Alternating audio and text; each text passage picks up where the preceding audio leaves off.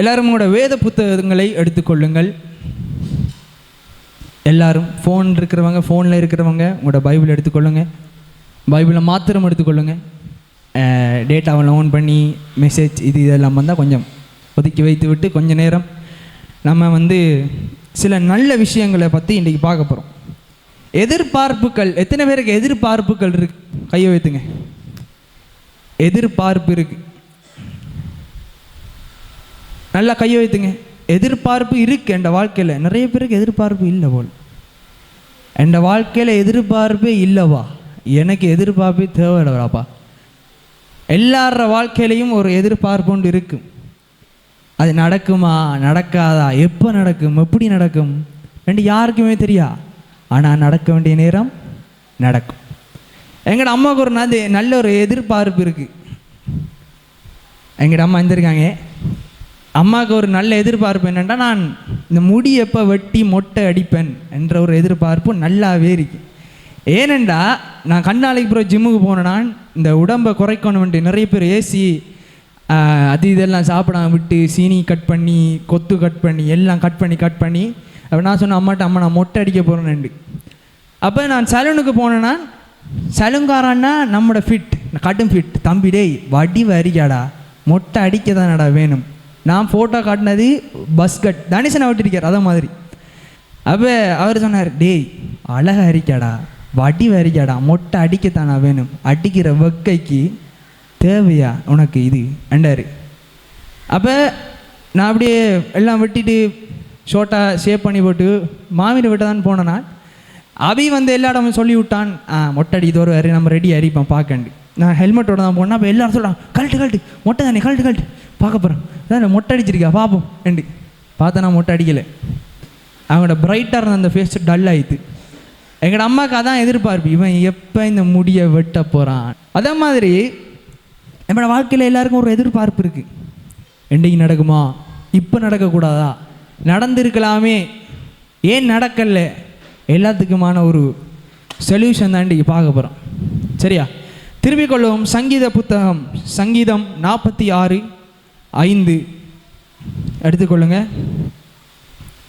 சங்கீதம் 46:5 எடுத்தவங்க வாசிங்க. தேவன் அதன் நடுவில் இருக்கிறார், அது அசையாது. அதிகாலையிலே தேவன் அதற்கு என்ன பண்ணுவார்? என்னது? சகாயம். அப்போ சில பேருக்கு நல்ல கனவுகள் வரும். ஆஹா, நாம் இப்படி காரில் ஓடுறோம், இப்படி பைக் கொண்டு வாங்குகிறோம், இப்படி சம்பாதிக்கிறோம். இதெல்லாம் கனவுல வர்றது எல்லாம் ஒரு காரணத்தோடு தான் வரும். எல்லாம் ஒரு காரணத்தோடு தான் வரும். அந்த கனவு எப்பயாவது எனக்கு பலிக்காதா, நடக்காதா என்று நிறைய பேர் நீங்கள் யோசித்து பார்த்துருப்பீங்க. நிறைய பேருக்கு ஒரு எக்ஸ்பெக்டேஷன் ஒன்று இருக்கும். இது மாதிரி நடந்திருக்கலாமே, இதே மாதிரி நடக்கக்கூடாதா என்று ஒரு எக்ஸ்பெக்டேஷன் இருக்கும்.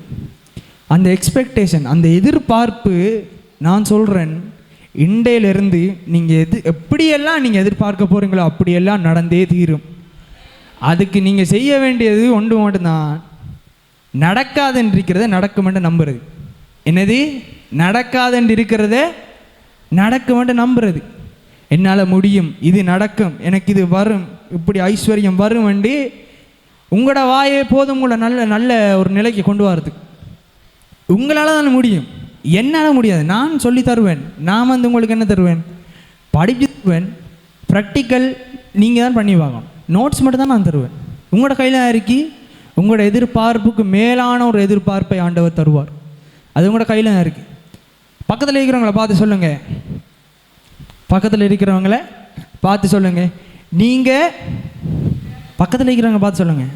பக்கத்தில் இருக்கிறவங்களோட சட்டை கலர்லாம் பார்க்குறல, ஐயோ மாலை அப்படி இருக்கி, பெரிய மாலைடாப்பா, 4 பவுன் 5 பவுண்டெல்லாம் பார்க்குறல, முகத்தை பார்த்து சொல்லுங்கள்.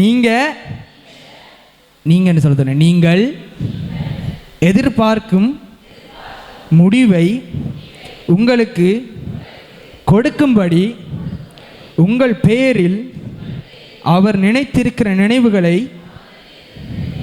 அறிவார். அவைகள் தீமைக்கல்ல, நன்மைக்காகவே. ஆமென். சொல்லிட்டீங்களா? எல்லாம் சொல்லிட்டீங்களா? ஆமென். அப்போ இன்றைக்கு நடக்கும். ஆமென். இன்றைக்கு நடக்கும். நீங்கள் நிறைய பேர் வந்து இது நடந்தா நல்லா இருக்கும் அண்டு நீங்கள் எப்படி தெரியுமா யோசிப்பீங்க? இத்தினூண்டு தான் யோசிப்பீங்க. ஆனால் நீங்கள் அவருடைய புல் அவர் இத்தினூண்டும் தருவார், பெரிய அளவுலேயும் தருவார். நீ வந்து ஏதோ இது கிடைக்கணும் அது கிடைக்கணும், சின்ன சின்ன விஷயத்திலேயே நம்ம வந்து நம்மளோட வாழ்க்கையை ஓட்டிக்கொண்டே இருக்கிறோம். ஆனால் நமக்கு எதிர்பாராத ஒரு பெரிய விடயம் வந்து ஆண்டவர் கொடுக்க ரெடியாக இருக்கிறார். ஆண்டவர் கொடுக்க ரெடியாக இருக்கிறாரு. மறுபடியும் வாசிப்போம். ஏசாயா 64ஆம் அதிகாரம் 3ஆம் 4ஆம் வசனம்.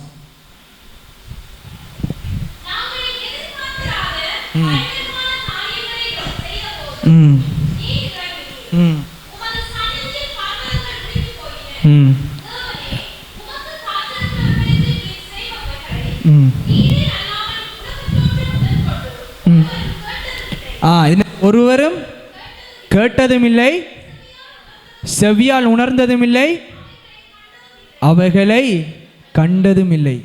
யாருக்கும் இல்லாத மிகவும் அற்புதமான உங்களுக்கண்டி தனித்துவமான ஒரு ஆசீர்வாதம் வரும். சரியா? விசுவாசிக்கிறவங்க கரங்களை தட்டுங்க. நான் சொல்லி தான் தட்டணும், உங்களுக்கு தேவைன்னா நீங்கள் தட்டி தான் ஆகணும்.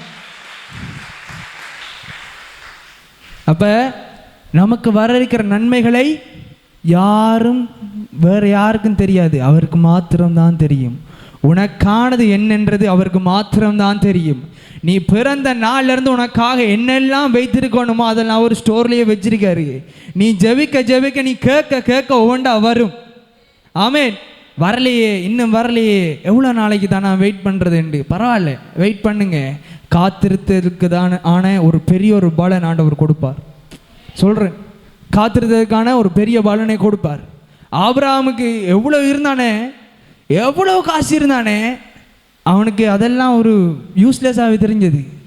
அவனுக்கு ஒரு அவனுடைய இரத்தத்தில் அவனுக்கு ஒரு வாரிசு, ஒரு குழந்தை வேணுமென்ற ஒரு குறை மாத்திரம்தான் இருந்தது. அதான் அவனுக்கு இருந்த பெரிய குறை. அவ்வளோ காசு இருந்தும், அவ்வளோ வேலைக்காட்கள் இருந்தும், அவ்வளோ ஆட்கள் இருந்தும் அவனுக்கு இருந்த மிகப்பெரிய ஒரு குறை அது. ஆனால் அவன் நம்பிக்கை வைத்த, விசுவாசம் வைத்த ஆண்டவர் அவனை கைவிடலை. கடைசி நேரத்திலேயும் ஆண்டவர் அவனுக்கு கொடுத்தார். அது வரைக்கும் அவன் வாயிலேருந்து ஒரு வார்த்தை கூட நெகட்டிவாக காய்ச்சதே இல்லை. அவனுக்கு சூழ்நிலைகள் அவனை வந்து சமுதாயம் வந்து அவனை ரொம்ப ப்ரெஷர் கொடுத்துருக்கும்.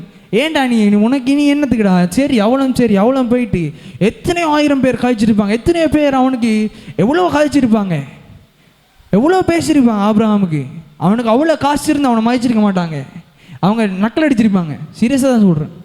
ஆனாலும் அவன் வைத்திருந்த விசுவாசம், ஆண்டவர் மேலே வைத்திருந்த விசுவாசம் ஆணித்தரமான ஒரு விசுவாசம் என்றதால தான் கடைசியில் ஆண்டவர் அவனுக்கு அதை கொடுத்தார். அது வரைக்கும் அவன் முன்னுக்கு வைத்த காலை ஆண்டவரிடம் வந்து பின் வைக்கலை. ஆணித்தனமான விசுவாசம். அதனால தான் ஆபிரகாமுக்கு என்ன பேர் பைபிளில் கொடுத்தது? விசுவாசத்தின் தந்தை. அவ்வளோ ஒரு விசுவாசம். நிறைய பேர் வாழ்க்கையில் வந்து இத்தனை நாளாகியும் எனக்கு ஒரு ப்ரொமோஷன் கிடைக்கலையே, இத்தனை நாளாகியும் எனக்கு கல்யாணம் நடக்கலையே, இத்தனை நாளாகியும் எனக்கு ஒரு பைக் கிடைக்கலையே, இத்தனை நாளாகியும் எனக்கு ஒரு வீடு இல்லையே, இத்தனை நாளாகியும் எனக்கு சொந்தமாக ஒரு சொத்து இல்லையே என்று நினைத்து கொண்டிருக்கிற அநேக பேருக்கு நான் சொல்கிறேன், எல்லாம் உலகம் வித்தியாசமாக பார்க்கலாம், ஆனால் உன்னை படுத்த தேவன் உன்னை வேறு விதமாக பார்த்து கொண்டிருக்கிறார். உன்னை வேறொரு விதமாக பார்த்து கொண்டிரு. இது இந்த அக்டோபர் மாதத்தில் இருந்து நீங்கள் சொல்லணும், எனக்கு வர இருக்கிற ஐஸ்வர்யத்துக்காக நன்றி, எனக்கு வர இருக்கிற எதிர்பாராதவைகளை நீ கொடுத்ததுக்காக நன்றி ஆண்டவரே. நீங்கள் ஒன்றை எதிர்பார்த்துருப்பீங்க, அதை அவர் கேன்சல் பண்ணார். ஏன்னா நீங்கள் எதிர்பாராத ஒரு எதிர்பார்ப்பை ஆண்டவர் கொடுப்பார். தெரியுமா?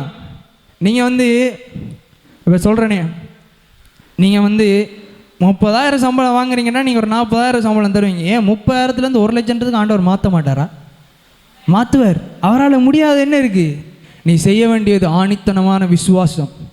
எந்த சூழ்நிலையிலையும் நான் அவரை விட மாட்டேன், எந்த சூழ்நிலையிலையும் என்னுடைய வாயிலிருந்து ஆண்டவரை குறித்து ஒரு நெகட்டிவான ஒரு வார்த்தை வராது.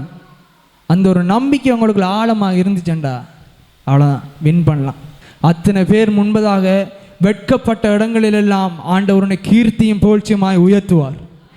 அநேக பேர் இந்த இடத்துல நான் வர்ஷிப் பண்ணக்குள்ள எனக்கு தோணும் 2-3 பேர் சொல்லணும் போலன்ட்டு. ஆனால் சொன்னால் அது ஒரு மாதிரின்றது நான் சொல்ல மாட்டேன். ஆனால் நிறைய பேர் இந்த சர்ச்சில் நிறைய வழிகளோட அழுகையோட நிறைய இடத்துல நிறைய பாரங்களோட அநேக பேர் இது நடக்காத ஆண்டவரே என்ற அநேக பேர் எதிர்பார்ப்போடு இந்த இடத்துல இருப்பீங்க. பெரிய ஒரு எதிர்பார்ப்பு இருக்கும். ஆண்டவரே எவ்வளோ நாள், இன்னும் எவ்வளோ நாள் ஆண்டவரே அண்டு. அவங்களுக்கு தான் முக்கியமாக அந்த மெசேஜ். அந்த நாள் மிக விரைவாக வருகிறது. அந்த நாள் மிக விரைவாக வருது. உன்னுடைய துக்கம் எல்லாம் சந்தோஷமாக மாறும். உன்னுடைய துக்கம் எல்லாம் சந்தோஷமாக மாறும். பாருங்க, நீங்கள் ஆண்டவர் கொடுக்குற ஆசீர்வாதத்தில் முக்கியமான ஒரு ப்ளஸ் என்ன தெரியுமா? உதாரணத்துக்கு இப்போ சொல்கிறேனே, எனக்கு தருகிற ஆசீர்வாதம் உங்களுக்கு வராது. உங்களுக்கு வருகிற ஆசீர்வாதம் எனக்கு வராது. உங்களுக்கு என்னவோ ஆண்டவருக்கு தெரியும். அதனால் அவன் அதே கார் வாங்கியிருக்கான் ஆண்டவரே, அதே மாதிரி அதே பிராண்டில் அதே கார் எனக்கு வேணும். தரமாட்டார். உனக்கு எந்த பிராண்டில் உனக்கு கார் வேணுமென்றது அவர் நியமித்து வைத்திருக்கிறார். உனக்கு எந்த பிராண்டில் என்ன கொண்டு வரணுமென்று அவர் நியமித்து வைத்திருக்கிறார். அதனால் நமக்கு என்ன தேவையோ மற்றவர்களை பார்த்து, ஆண்டவரே அப்படி ஒரு வீடு இருந்தால் நல்லா இருக்கும். ஆண்டவர் அப்படியெல்லாம் வாங்க மாட்டார். அப்படி இல்லை. உனக்கானது என்ன, உனக்கான எல்லை என்ன நல்ல விஷயங்கள் இருக்கிறதோ அது அவ்வளோ எனக்கிட்ட இருக்கிறது. அதனுடைய எதிர்பார்ப்புக்கும் மேலான ஒரு எதிர்பார்ப்பாக இருக்கும். எப்படி? எதிர்பார்ப்புக்கும் மேலான ஒரு எதிர்பார்ப்பாக இருக்கும். வேதம் சொல்ல ஆபிரகாமினுடைய ஆசீர்வாதங்களை பூமி தாங்கவில்லையாம். அவ்வளோக்கு ஆசீர்வாதம் இருந்தது. அந்த ஆசீர்வாதத்தின் பிள்ளைகள் தானே நம்ம. சொல்லலாம் இன்னொரு 20 வருடத்தில் இது பைக்கெல்லாம் காராக மாறலாம், காரெல்லாம் வேனாக மாறலாம். ஆமேனும் வருதில்லை. ஆமேன். இந்த சபை இன்னும் பெருகலாம், பல மடங்கு ஆகலாம். ஆமேன். ஸ்டேஜ் எல்லாம் டெக்னாலஜி ஃபுல்லாக டெவலப் ஆகலாம். ஏன்னா நம்ம எதிர்பார்க்காததை ஆண்டவர் எனக்கு தரப்போகிறான். நான் அனைத்து நம்ம விசுவாசித்தேன். எனக்கு எதிர்பாராததை ஆண்டவர் எனக்கு கொடுப்பார். நீங்களும் செய்ய வேண்டிய அதுதான். ஒரே ஒரு விசுவாசம் வைத்தால் போதும். திருப்பிக் கொள்வோம். முக்கியமான ஒரு விஷயம் சொல்கிறேன். நீங்கள் சொல்லுவீங்க, என்னடா உலகம் மக்கள் ஒரு மாதிரி பேசுவாங்க, என்னடா நீ இவ்வளோ நாளைக்கு இருக்கா, இது நடக்குது இல்லை, வாயாலாம் சொல்கிறா, ஜெபம் பண்ணுறா, வேதம் வாசிச்சு திரிகிறா, கிறிஸ்டியனாக இருக்கிறா, வேறு நான் அவ்வளோ ப்ரொமோஷன்லாம் அடிச்சுட்டு போய்த்தேன், நீ அப்படி ஏறிக்கா, சாப்பிட்றா, உண்ட வீட்லேயே சும்மா கிடக்கா, அப்படிலாம் உலகம் பேசும். அதுக்கு தான் ஒரு முக்கியமான ஒரு விஷயம் சொல்கிறேன். மார்க்கு புத்தகம் 6ஆம் அதிகாரம், மார்க்கு புத்தகம் 6ஆம் அதிகாரம் 3ஆம் வசனம் எடுங்க. இவன் தச்சன் அல்லவா, மரியாளுடைய குமாரன் அல்லவா, சகோதரன் அல்லவா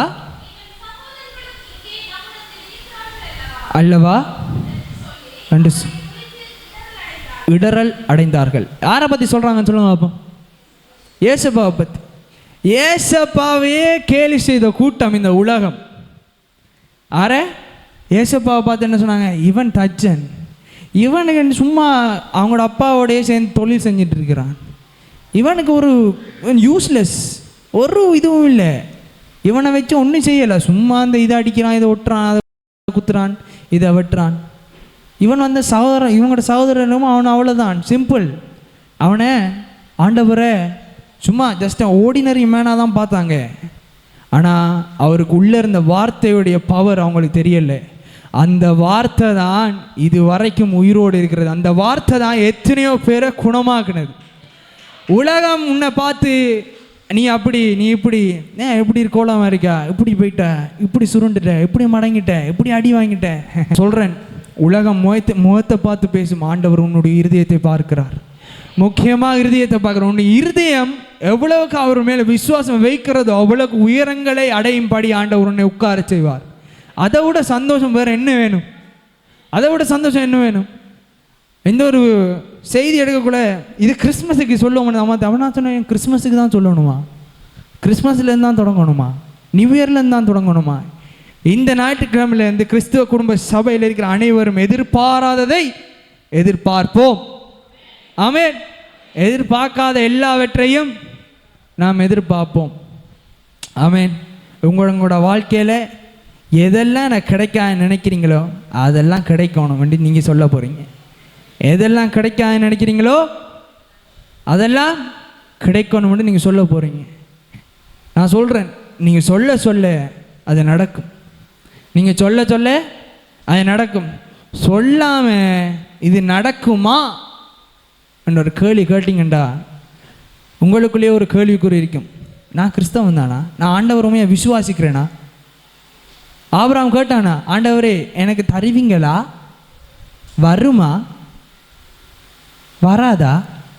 என்ன விளக்கம் எதுவும் கேட்டானா? ஒன்றும் கேட்கல. அவன் ஒன்றும் கேட்கல. என்னை அழைத்த தேவன் என்னை கைவிட மாட்டார் என்ற நம்பிக்கை அவனுக்குள்ள இருந்தது. அவன் எதற்கு ஆசைப்பட்டானோ அதை ஆண்டவர் கொடுத்தார். சொல்கிறேன், தாமதமானாலும் அதுக்காக காத்துரு. என்ன நடக்கட்டும், என்ன நடக்கட்டும், கொஞ்ச நாள் பொறுத்துக்கொள்ளு. கொஞ்ச காலம் பல்ல கடிச்சிட்டு இருக்கலாம்.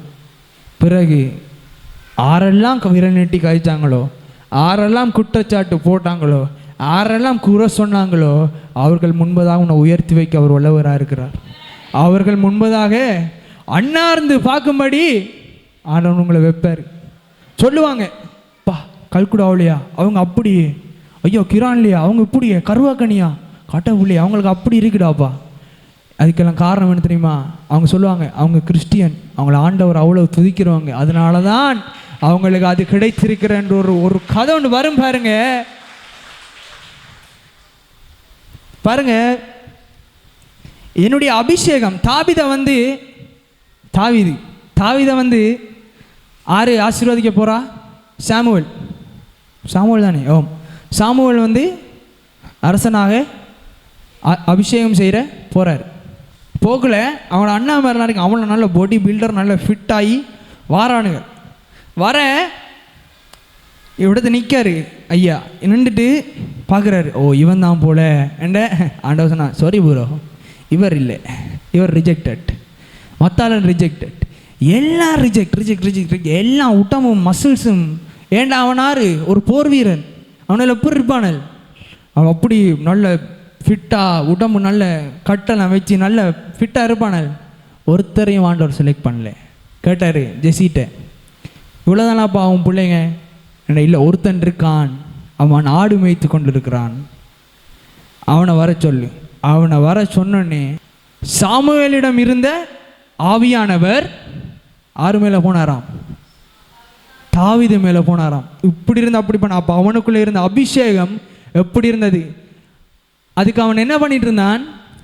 ஆடு மேய்த்து குடும்பத்தாலேயே ஒதுக்கப்பட்டவனாக இருந்தான், கைவிடப்பட்டவனாக இருந்தான். அவங்களோட அப்பா வந்து காலையில் எழும்பினோன்னு இவனெல்லாம் ஈட்டி அம்பு கத்தியெல்லாம் எடுத்தது போர்த்தளத்துக்கு போனான். அவனை என்ன ஆடு எடுத்து தட்டித்து போவான். ஆனால் ஆடு மேய்த்தவனை தான் அரசனாக்குற நம்ம ஆண்டவர். என்ன கோலமாக இருந்திருப்பான் பாருங்க. ஆடு மேய்த்தவன் சிவந்த மேனி என்றால் இப்போ என்ன மாதிரி, என்ன எப்படி இப்படி இருந்திருப்பான். பெரிய ரொம்ப அழகண்டும் இல்லை, ரொம்ப இதண்டும் இல்லை. கலரோ முகத்தையோ பார்க்குறல்ல, உன்னுடைய இருதயத்தை பார்க்குறார். அதான் சொல்கிறார், மனிதனோ முகத்தை பார்க்குறான், ஆனால் ஆண்டவர் உன்னுடைய உள்ளான இருதயத்தை பார்க்குறார். வெளியில் என்ன தான் கருப்பாக இருந்தானே சரி, வெள்ளியாக இருந்தானே சரி, ப்ரௌனாக இருந்தானே சரி, கரைச்சலே இல்லை. உன்னுடைய இருதயம் சுத்தமாக ஆண்டவரை ஒரு ஆணித்தனமான விசுவாசம் வைத்து இருக்குமா இருந்தால் எல்லாம் கூடும். ஆமேன். எல்லாம் கூடும். ஆமேன். ஆமேன். சரி பாப்போம். இதில் அப்போஸ்தலர் 3ஆம் அதிகாரம் 4ஆம் வசனம், 4-9 வரைக்கும் வாசிங்க.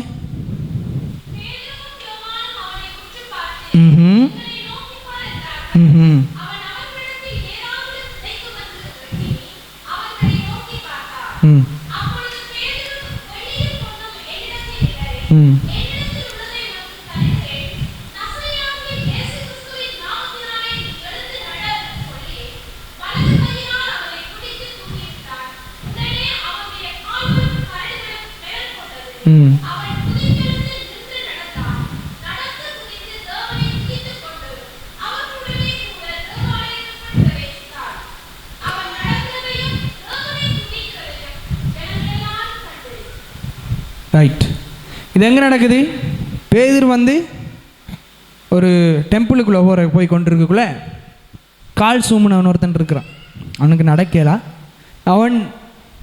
அவனிடம் இந்த இடத்துல பாருங்க, நல்லா பாருங்க, இந்த இடத்துல நல்லா பாருங்க. அவனு பேதுருட்ட அவனு பிச்சைக்காரன் என்ன கேட்பான்? பிச்சை கேட்பான். என்னது? பிச்சைக்காரன் என்ன கேட்பான்?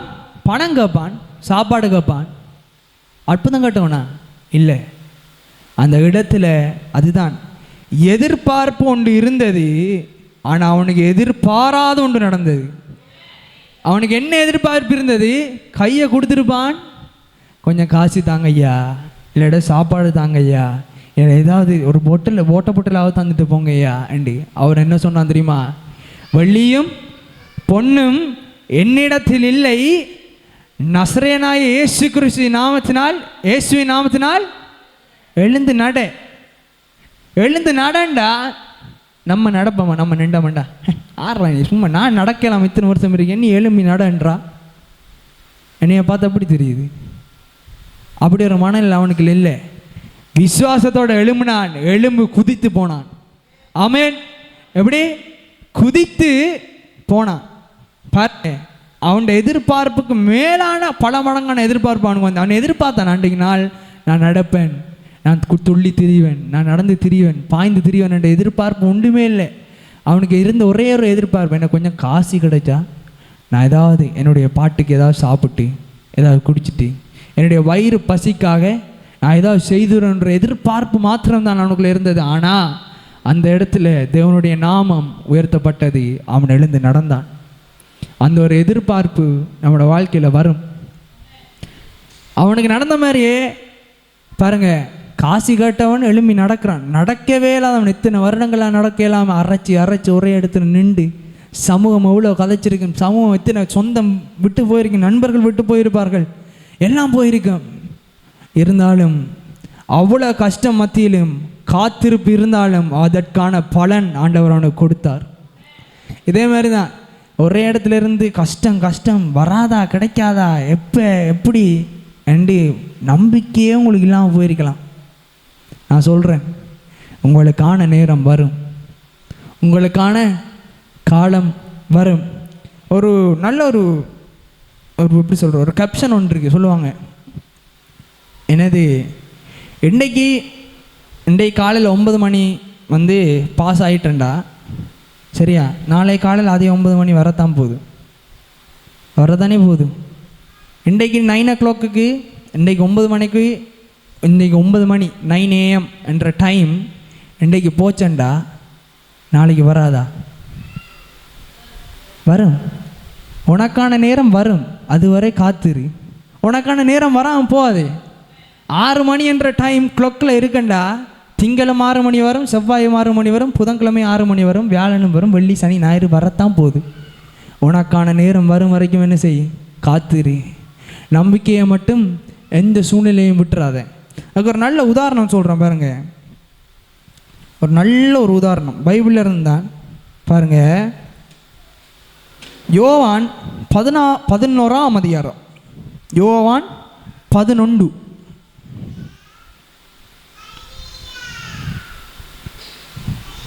லாசரு தெரியும் தானே? லாசரு தெரியாதவங்க தெரியும். அவனுடைய அற்புதம் என்ன? மரித்து 4 நாட்களுக்கு பிறகு உயிரோடு வந்தான். அப்போ அந்த வசனம் விடுங்கக்கா, யோவான் 11:41 வாசிக்காதீங்க இப்போ, சரியா? அப்போ மறைச்சிட்டான். மறித்து 4ஆம் நாள் ஆண்டவர் வருகிறார், ஏசப்பா வராரு. சூழ்நிலைகள் எல்லாம் அவருக்கு எதிராக இருந்தது. எல்லாருடைய இருதய நம்பிக்கையும் அவருக்கு எதிராக இருந்தது. சுற்றி இருந்தவனுடைய நம்பிக்கையெல்லாம் போயிட்டு உடம்பு நாறுது. 4 நாள் ஒன்றும் இல்லை, நம்பிக்கையே இல்லை, 0%. ஒரு நம்பிக்கை இல்லை, ஒரு துளி நம்பிக்கையும் இல்லை. எல்லாரும் அங்கே இருந்த சூழ்நிலை, அவருக்கு இருந்த சூழ்நிலை, யாருமே ஆண்டவரே உங்களால் முடியும் என்று யாரும் சொல்லலை. யாரும் சொல்லியிருக்காங்களா? அடுத்த இல்லை. நம்பிக்கையே இல்லை, ஒரு துளி நம்பிக்கை கூட இல்லை. ஆனால் மரித்த லாசர் உயிரோடு வெளியே வந்தான். எப்படி தெரியுமா? யோவான் 11:42 பாருங்க.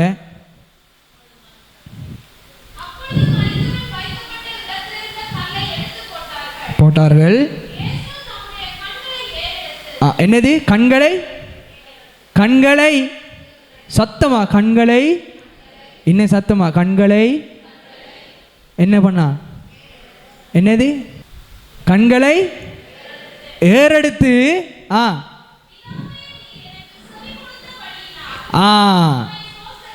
இப்ப கேளுங்க.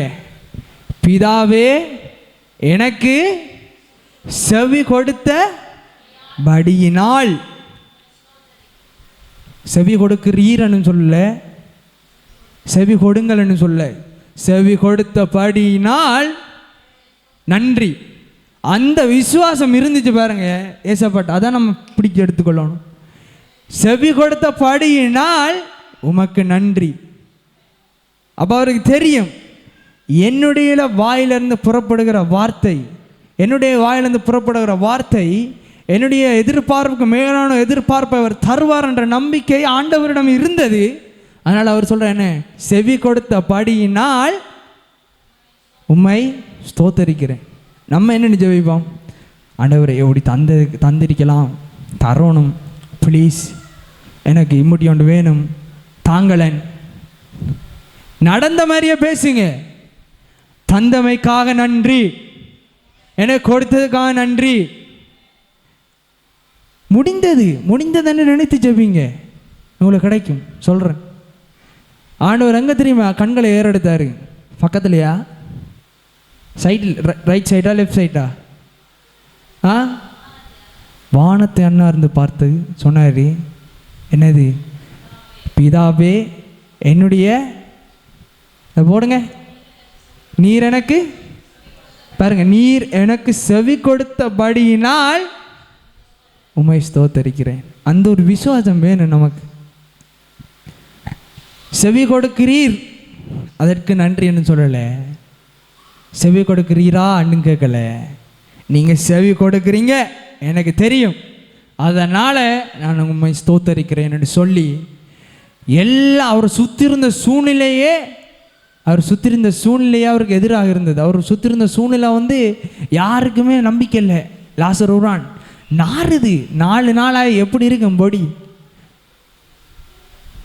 ஒரு யூஸ்லெஸ்ஸாக இருக்கு, ஒரு நம்பிக்கை இல்லை, யாருக்கும் ஒரு விசுவாசம் இல்லை. ஆண்டவர் வந்திருக்கிறார், ஒரு இது இருக்கேன்னு அவன் எழும்பவே மாட்டான்ப்பா.